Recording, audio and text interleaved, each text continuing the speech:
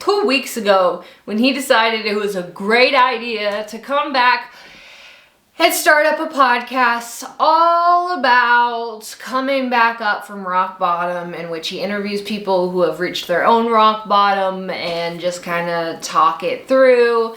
Well, in the first episode, he decided, or I guess him and Ariel decided, to have Ned interview his ex-wife, Ariel, and talk all about the scandal and the affair.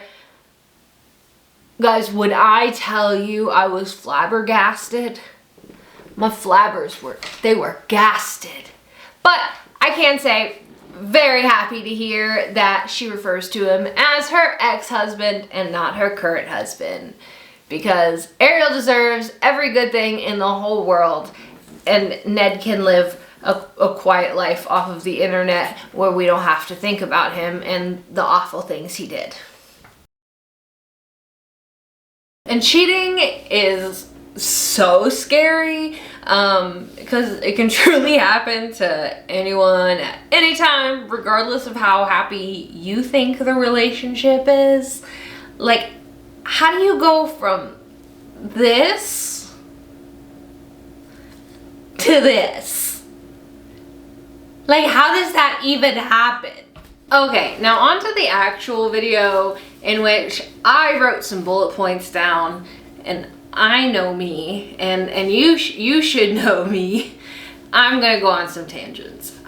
It's just gonna happen, and we're gonna expect that, okay? And we're gonna be okay with that. The video was 1 hour and 8 minutes of Ned Fulmer pushing his vocal fry to the absolute maximum capacity that it could possibly go, and I feel like it was to invoke some sort of sympathy from the audience, and it didn't work. It didn't work with the audience, it didn't work with me, and it sure as hell did not work with Ariel. And it was also, just quite frankly, 1 hour and 8 minutes of him being a shitty podcast host. He wasn't like asking a whole lot of questions. He was also kind of interjecting a whole lot. I get it, it is also his story, but we didn't particularly come here for his story. We came here for Ariel and her perspective and how she's doing after you fucked up her whole life. And there was also just like, he let a lot of awkward silence go, and I just don't see him being a good podcast host, because he certainly wasn't on this first video. And you know what, normally I would give first videos lots of leeway, because as we can see with me, I'm not the greatest. I would be a shitty podcast host. But Ned's not new at this. Ned has been publicly on videos, like as a main person in videos since at least 2014. He's had plenty of practice. He's been on podcasts. They had one on the Try Guys he was on all the time. So he knows how to do podcasts. This isn't just like an inexperienced thing. This is just him being shitty at it, in my humble opinion. But we do get a little vindication there pretty early on in the podcast, when Ariel says that she's asked a lot if she forgives Ned, and she says, and I quote, "Fuck no." She also says that forgiveness is not the goal. Some days she hates his guts. Some days she's just happy, like enjoying her time with the father of her children. But that forgiveness is not the goal. The goal is to be great co-parents together, and to, just be happy as friends. And good for you. Because way too often are people kind of pushed into forgiveness or expected to forgive someone when they say they're sorry. But it's okay to not forgive someone. You can be at peace with the situation as much as you can be, but you do not have to forgive that person. And also throughout this podcast, I feel very deep in my soul that Ned wants Ariel back.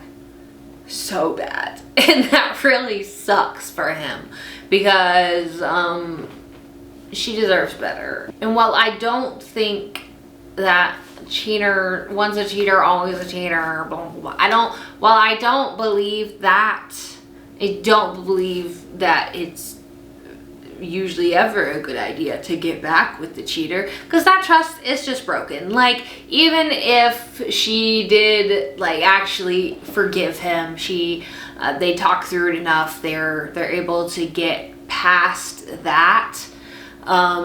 It's incredibly difficult, if not nearly impossible, to get that level of trust back, or to not at least have it in the back of your mind that they're cheating on you again, or they're hiding something.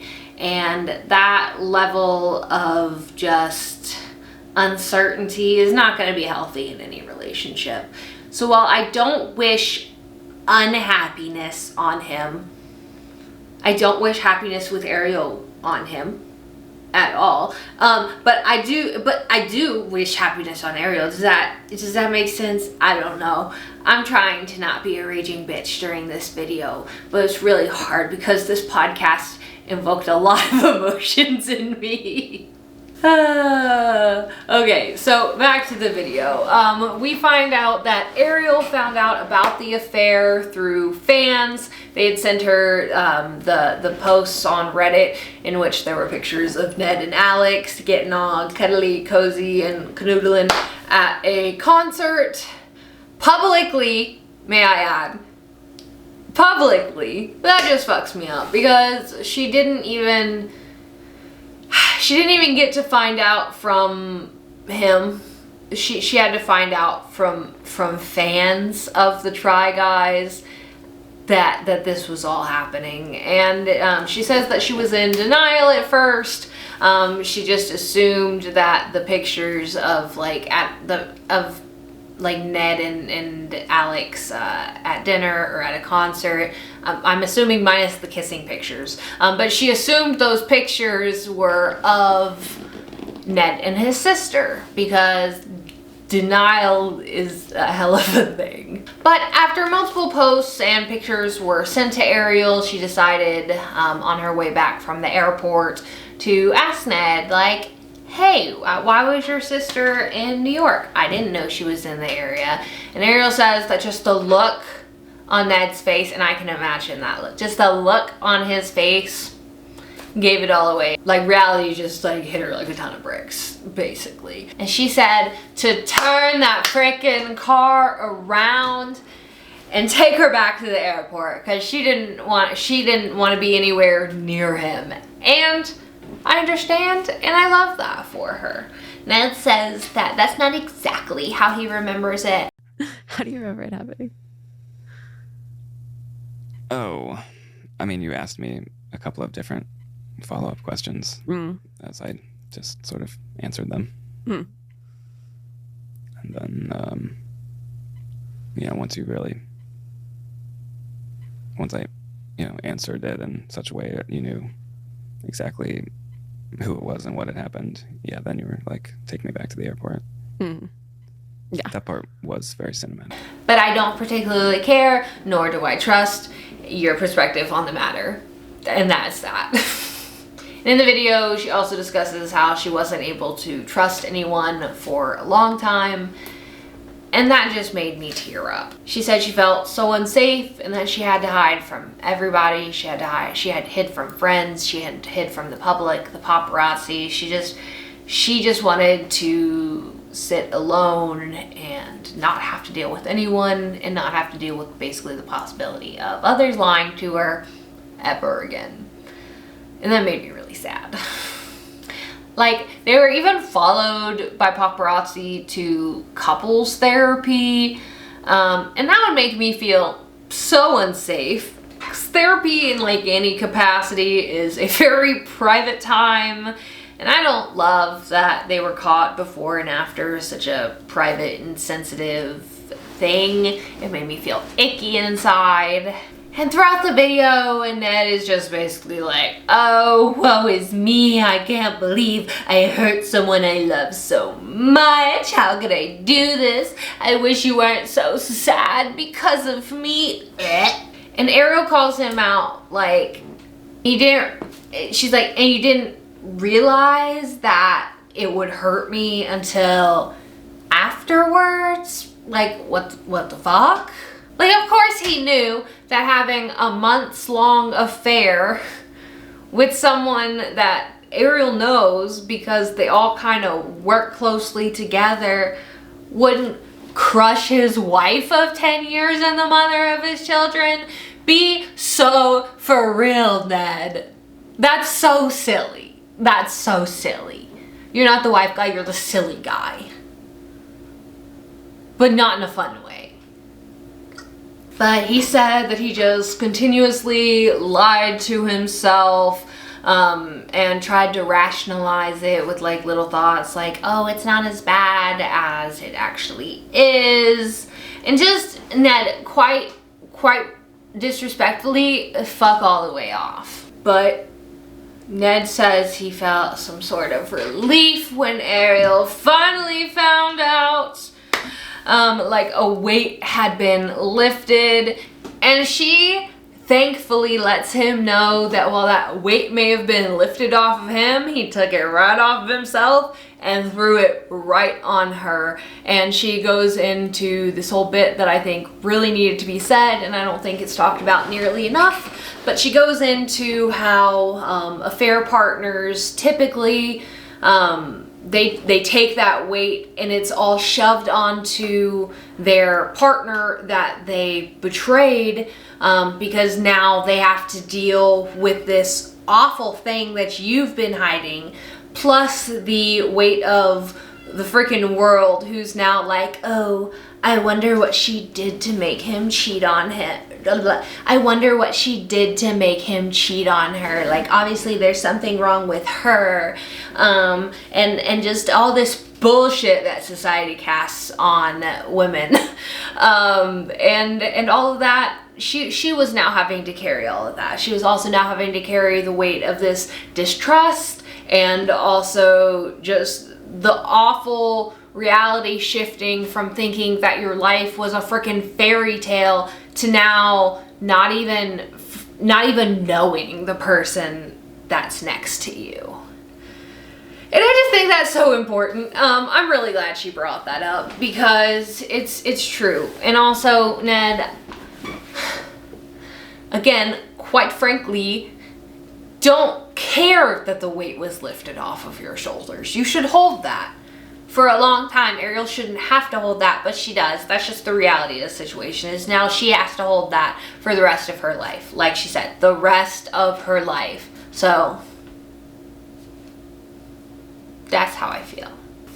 Something I did very much enjoy from this, other than, you know, the fact that we got to watch Ned embarrass himself on this podcast like the whole time while Ariel had a little smirk on her face, which was not a happy smirk. I know this face. That's not a happy smile. But something I did very much enjoy other than that was that Ariel was not aiming to comfort him throughout this podcast, like at all.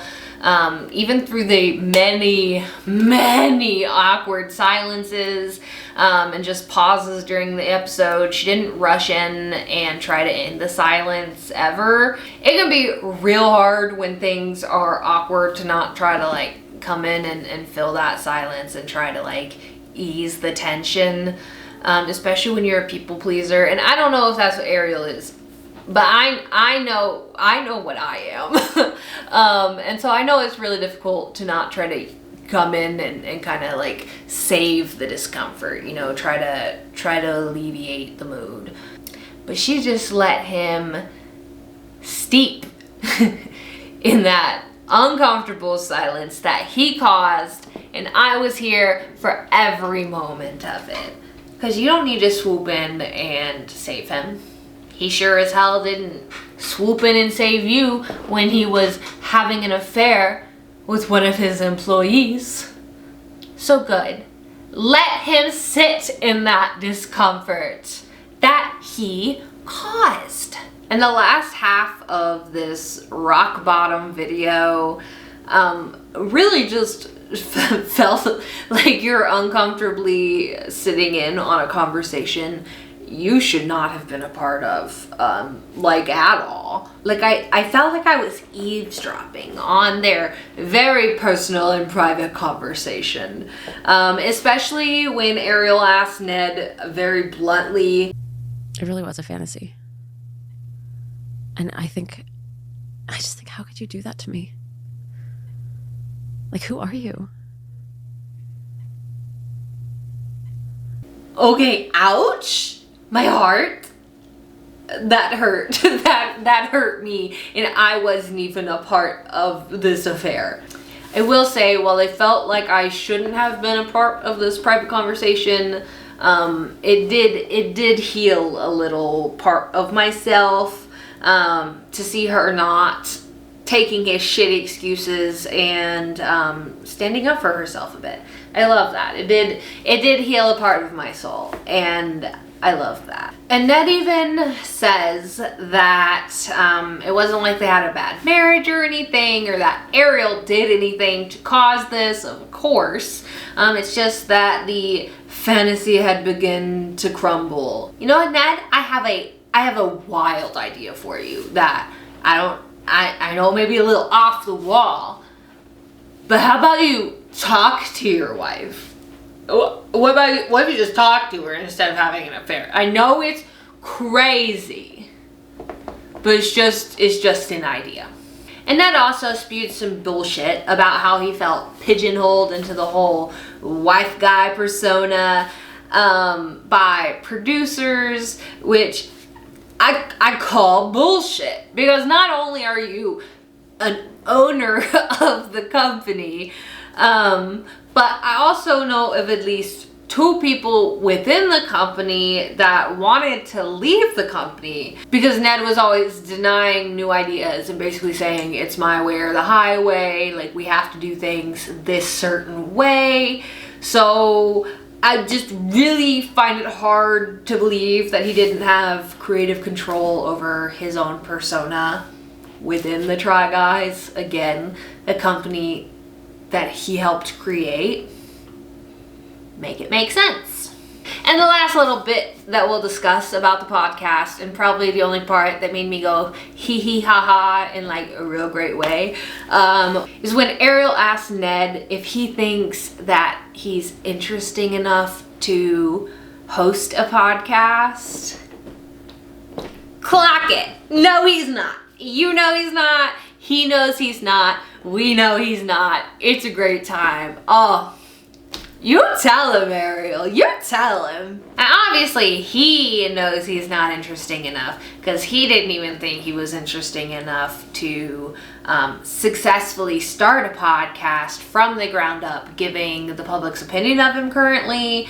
Because, fun fact, this Rock Bottom podcast with 64,000 subscribers is just a rebranded podcast that him and Ariel had called Baby Steps, in which they discussed their children and parenthood and struggles of parenthood and all that fun stuff. But it had, I believe, 62,000 subscribers before he rebranded it to be Rock Bottom.